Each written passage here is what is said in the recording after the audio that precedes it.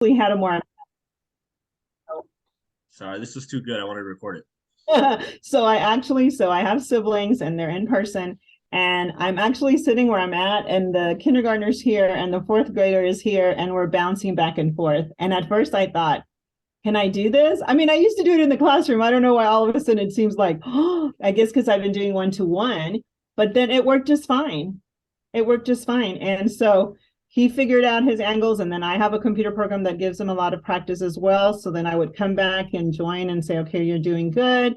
And then I would go back with the young girl and we're doing ones and tens and teaching her that. And it worked out. I mean, yeah, you're working hard, but it's two and you're getting the double the money. So it's Well, worth and and I can definitely like you, I'm a classroom teacher too. Like I can definitely see that. But in the classroom, like I can have this kind of quieter conversation with this kid about this problem and then it. move over. I don't have as clear a vision as how that works online because I feel like so something that plays into I've learned me putting limits on myself is I have like I get overloaded by audio, right? So if someone's talking while I'm thinking, the whole thing just falls apart. Most people aren't that sensitive, right? But I am. And so I always think, oh, this poor kid isn't going to be able to learn anything if I'm talking to the kid next to him because that noise is going to distract him. It may not be, but it distracts me. I have them use a whiteboard. Okay, so I ask a question, they work on their whiteboard, they answer, and they don't pull it up until I do a countdown, like 3, 2, 1, I want to see what you did. Oh, Or yeah.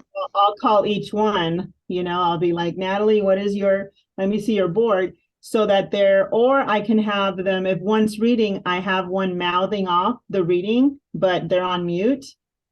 So they're following along, or so that's kind of what I've been doing with my reading sessions, because of course there's the one that wants to be talking the whole time. So I'm like, no one's talking, this one's first, blah blah blah. So I have a group where it's two, I have a group where it's four. So Yeah. the whiteboard is my best friend. It's even better than anything online, because then you're going back and forth, and it can get overwhelming, too many tabs. So if I'm doing dictation, for example, then everybody's on their whiteboard. And That's good to know. I'm a huge whiteboard fan too, and I'm just trying to get my head around how to be effective on a screen or an online whiteboard, and I'm not there. I'm just a pen and paper kind of gal. yeah, I I don't. So that whiteboard is my friend. I totally get that. I think that the best thing for you to do, and this is advice for everyone that wants to switch over to groups, is just jump in. Like, just jump in the first session. Be honest, you may not know what you're doing, right? Like, you may just be like, oh, shoot, like, this is crazy. And so that's how I learned, like for me, switching over to groups, I used to be one on one. I was one on one for years because I had the limiting belief in my own head that parents aren't going to want to pay me for group. Everyone wants one on one, and I have a mentor, right? Love the guy. Like now we're good friends, and and he was telling me, he's like, dude, he's like, I have a buddy that owns a tutoring center, and he's making a boatload of money. Like, why aren't you? And I was like, well, I don't know. Like, and he was like, I was like, well, how's your buddy do it? And he lives up in San Diego, and he's like, dude, literally, it's one big ass room and the kids all come in. They're all in a huge group, and he's tutoring them all, and he has a couple tutors that help him, and that's it. And I was like, really? I was like, parents pay for that? He's like, dude, all day long. And I was like, okay. And then so for me, what happened was prior to the vid one on one, vid hit, everything went to crap. My business was like in shambles. I had no students, no one wanted to leave their house. It was this crazy thing. I was like, all right, cool. I was like, well, I don't have any students, so why don't I just restructure my whole business? And Right. that's when I was like, okay, I'm gonna do group. I sat down with a piece of paper and I wrote down all the things I wanted. I wanted to be group. I wanted to be like this. I had 8 employees prior to the vid. Now I have two. One's like part time. He works just a couple hours. The other one's full time. Full time for a tutor, right? And so I was like, I only want two. I want management to be easy. I want payroll to be easy. I want tutors to be easy. I want everything to be easy for me. And I want freedom, right? So I wrote those down, and then I designed a business that met those needs. And then when people started calling back, they were like, hey, I want tutoring. I said, perfect. We're a small group. This is how, and on top of that, I didn't, a lot of people want, like, will switch over to group and they'll decrease their rates. I increased my rates Mhm. and moved to groups, and people still paid. And that's when I was like, we all have these limiting beliefs in It's our kind of head. like when people have a certain rate and they think nobody else will pay more and they're stuck there and they're stuck there, but other people are making a lot more. And why aren't we? And I mean, that's really one. I think another thing with the one-to-one model is that your relationship kind of plateaus at some point where you're like one-on-one, it's nice, but when I moved to the group setting, I just saw the group setting bring out something in the child that I wasn't bringing out on my own, which is competitiveness. And that Yep. competitiveness really moves them forward. So here I sold it as it's also good for them because a lot of them were doing very well with one-on-one, but in the classroom, it wasn't showing up because they were so shy or intimidated or anxiety. So now when you put them in a group setting, they've got to deal with that. And so it was good for them as well as for me. Some people might say, well, you're getting paid a lot for that time, but I still have to deal with each parent, whether it's group or one-to-one. There's still an expectation of results, whether I'm in a group or a one-to-one. So that's why you pay me what you pay me, because I have to give you results. Yeah. So that's another way to sell it. That's such a good point. And, I am one to one and I worked in this school, I've taught in this school, and then I tutor a lot of the kids from the school. Like that's just my connection, right? And then I see them the next year and I'm like, man, you did this so great in tutoring and it's not translating into the classroom. And it's like you said, because they're intimidated, they don't want to use their voice. We worked on it in a mastery format. Now they're just seeing it in a jumble of other stuff and they can't call it out. And so I'm definitely seeing that now that you guys have called my attention to it. And I am thinking, okay, how, maybe this group thing can help me with that. Help them, help me help them. It's really about Absolutely.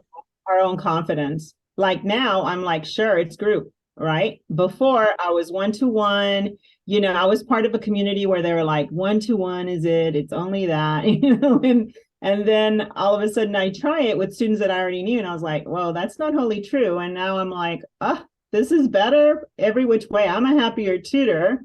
They're happier. In fact, this Thursday, one of my students was running late, and they're a pair that work together. And she's like, where's Demi? So she was looking forward to seeing her peer. And then finally Demi came in. I was like, thank you, Demi, for not missing, because to her, the whole experience is also working with Demi. And they're one's in Louisiana and the other one's in Arizona. That's incredible. Yeah. So it's really cool. It's really Yeah. cool. Yeah, it's really cool. And I'm a big believer in raising your rights. There's a quote that I live by, and it's um if you're not going to be the cheapest in your town, right?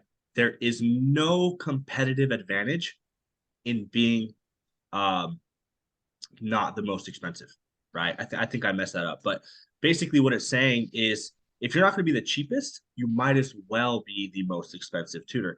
Because at the end of the day, people forget, like people ask me, why would they come to me and pay me this much money when they can go down the street and work with someone else for less, or work with, a big box tutoring center for less, or whatever.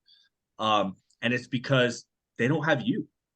They're buying you, right? They want to work with you, right? I mean, I've had parents come to me and literally like almost beg to. They're like, I was referred to you by someone. They say you're the best. I want to work with you. And I'm like, well, I'm really busy, so I actually don't work with kids. I do teenagers myself, high school kids, but I'm like, I don't really work with kids. So I want to put you with a tutor. Like, no, please, please, please, please, please, I want to work with you. And I'm like, all right, I'll put you in with me, but it's gonna cost. You know Right. what I mean? Right. And a lot of them, they're happy to pay it, right? Like I remember the very first time someone thanked me for, they're like, oh my God, thank you so much. You've changed my kids' confidence. They're doing so good in the school. Thank you. And my thought was like, I was like, you're paying me. It's not like I'm doing it for free out of the kindness of my heart, Right. but they're so appreciative of you. You know what I mean? And so charge what you want, right? Charge what you want, operate your business how you want, and design the life that you want, right? You just have to build that confidence to say, this is what I do. This is the way I do it, and whether it's group lessons or whether it's your rate or whether it's the days that you want to work, it's really about us having the confidence. When you start getting tired from so much tutoring, you will say, I do not work past this time. Well, sadly, I already do that. I'm like, I don't work past 5, which means I have to go to the homeschool community to get some of my business. So I can work like 3 to 5 after school, but then I have to find daytime people. Yeah. Sure. And for me, I don't have small children. We're empty nesters now. So it's different than when I had my kids and we were going to soccer practices and I couldn't do those after school hours. And so it just changes, but you can set your price. You can have the confidence, and if you're giving them results, they will. And I don't have a bunch of like rich people that are using my services. It's just regular people who have made it a priority in this season for their child to get that extra support. And so That's awesome. Thank you so much.